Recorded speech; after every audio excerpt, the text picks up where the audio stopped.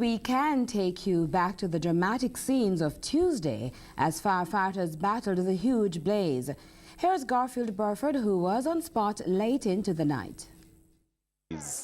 News of the blaze spread like wildfire. Soon the Prime Minister and members of his cabinet arrived at the scene to see firsthand the furious march of the flames. They, like the huge crowd which gathered, could only stand in awe. The collective question, what could have caused the inferno? Meanwhile, Jerry and nephew workers were making desperate attempts to save barrels of rum.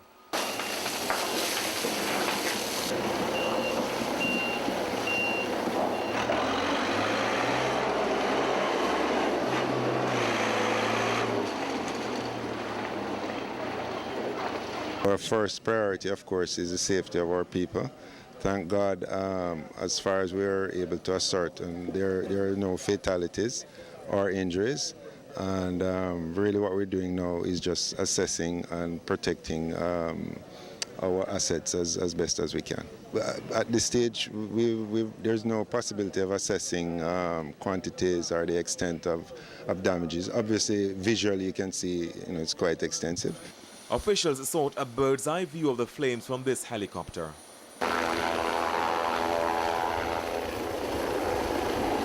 All the while, firefighters had their hands full as the flames were being fueled by the very product they were trying to save.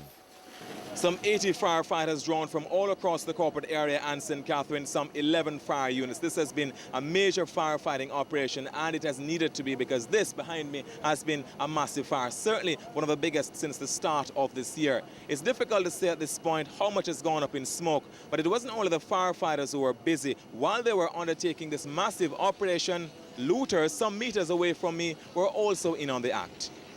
This is the hole the hoodlums made, clinical and calculated in their devious act. One was held by security guards and taken to the Hunts Bay police station, but not before some barrels were drained of liquor.